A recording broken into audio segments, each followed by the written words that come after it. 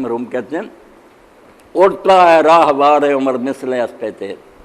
کہ عمر کا گھوڑا تیز رفتار گھوڑے کی طرح بھاگا جا رہا، سیکنڈ گیا، منٹ گیا، گھنٹہ گیا. مہمیز کس کو کہتے ہیں؟ اور تازیانہ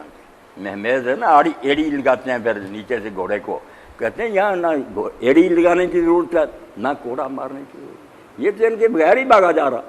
اتنی تیزی سے بھاگا جا رہا کہ تم قابو بھی کرنا چاہو نہیں، جو وقت گزر گیا. تو حضرت عبداللہ سے جب حضور نے کہا نا کندھے ہلا کر، حضرت عمر کے بیٹے، کہ دنیا میں ایسے رہو جیسے تم پردیسی ہو، یا اس سے بھی آگے یہ کہ تم راستہ چلتے مسافر ہو، ان پر پھر کیا ہار وارد ہوا. حضور کی اس بات کا اثر یہ ہوا صحیح بخاری میں کہ وہ لوگوں کو کہتے تھے کہ مجھے حضور نے جو سمجھایا نا اس کا نتیجہ یہ ہے کہ دنیا میں سن لو اذام سہتا فلا تنتظر صبح، جب صبح شام ہو صبح کا انتظار نہ کرو. وہ بیوقوف جو کہتا صبح یہ کر لیں گے، جب شام ہوئی صبح کا انتظار نہ کر، وَإِذَا أَصْبَحْتَ فَلَا تَنتَظِرْ الْمَسَاءَ، اور جب صبح ہوئی تو شام کا انتظار نہ کر. وَعُدَّ نَفْسَكَ مِنْ أَصْحَابِ الْقُبُورِ، اور اپنے آپ کو زندوں کی فہرست میں سے کاٹ کر لکھ لے کہ جس طرح اور مر چکے ہیں نا تو اپنے آپ کو سمجھ لے کہ مر چکا ہوں، مردوں میں شمار کر، تجھے کیا پتا کہ آج ہی تیری چارپائی اٹھا لی جائے. ہارون رشید جو اتنا بڑا حکمران تھا کہ اس کی سلطنت میں اس زمانے میں نا یہ کہتا تھا جب بادل آتے نا مسلمانوں کے قوم ساری دنیا پر، اب تو ذلت اور رسوائی ہمارے پلے پڑ گئی، تو جب بادل آتا تو ہارون یہ کہتا تو جہاں جی چاہے جا کر برس، یا وہ میرا اپنا علاقہ ہوگا یا وہاں سے خراج مجھے آئے گا، اگر وہ کافروں کا بھی ہوا ٹیکس دیں گے مجھے، پوری دنیا پر کر. تو بچہ اس کا تھا احمد، اس کا نام تھا، بہت نیک، مگر وہ سادہ زندگی گزارتا، درویش تھا، عبادت کرتا. ایک دن شاہی دربار تھا، اس میں وزیر امیر جمع تھے سفیر، تو احمد آیا تو وزیروں نے کہا بادشاہ سے کہ ہارون اس بچے نے آپ کو نا لوگوں کی نگاہ میں رسوا کر، آپ کی اتنی بڑی سلطنت، سادہ کپڑے. اور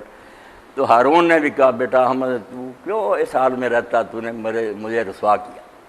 تو احمد نے پھر بڑے دکھ سے کہا کہ ابا جی سچ پوچھیں تو آپ نے مجھے اللہ رسول کی نگاہ میں ذلیل کر، جب قیامت کا دن ہوگا اور آپ کے جو لچھن ہیں یہ شاہی حکومت ہے، کیا جواب ہوگا آپ کے پاس؟ اور اگر آپ مجھ سے اتنے بیدار ہیں تو میں جا رہا ہوں. ہارون نے بڑی محنت سماج کی مگر وہ نہیں رکا، اس نے پھر ایک نا تعویذ یا کوئی چیز نشانی کے طور پر دے دی کہ بیٹا تو اپنے ساتھ لے جا. اب وہ بصرہ میں چلا گیا اور وہاں قبرستان میں اس نے ڈیرا لگا لیا. شہر میں آتا کسی کو خبر نہیں کہ یہ شہزادہ حضور کے خاندان سے عباسی، محنت کرنی مزدوروں کے ساتھ اور اتنا کام کرنا کہ سارے لوگ کہتے یارو احمد کو بلاؤ اس سے کام لے رہا، وہ تنہا اتنا کام ایمانداری سے. اور ایک دن چھٹی کرنی، ہفتے کے دن نہیں آتا تھا، روزہ رکھ کر قبرستان میں رہتے، اس لیے اس کو احمد السبتی کہتے تھے کہ احمد جو سبت کے دن کاروبار نہیں کرتا.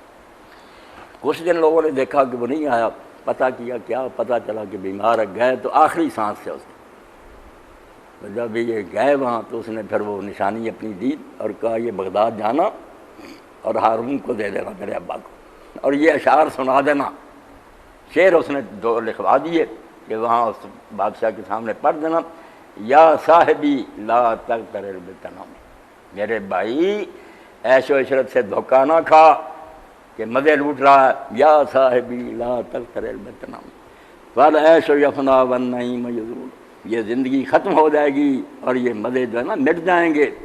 وَإِذَا حَمَلْتَ إِلَى الْقُبُورِ جَنَازَةً فَاعْلَمْ بِأَنَّكَ بَعْدَهَا مَحْمُولٌ، اور جب تو کوئی جنازہ اٹھا کر قبرستان کی طرف جائے تو اپنے دل میں سمجھ لے کہ شاید اس کے بعد تیری باری اور تجھے اٹھا لے. جب وہ آئے نشانی دی اور صاحب بہت پھر ابا جی روئے، ہارون بہت روئے اور ساتھ پوچھا یارو کس حال میں رہا، تم نے اس کی کوئی عزت نہ کی. انہوں نے کہا ہمیں بتایا ہی نہیں، ساری عمر یہ راز نہیں کھولا کہ میں شہزادہ ہوں، درویشی میں زندگی گزاری. اب اللہ کی کائنات جو ہے وہ ہماری سمجھ سے بالا ہے. حضرت شیخ الاکبر محی الدین فرماتے ہیں میں حج کر رہا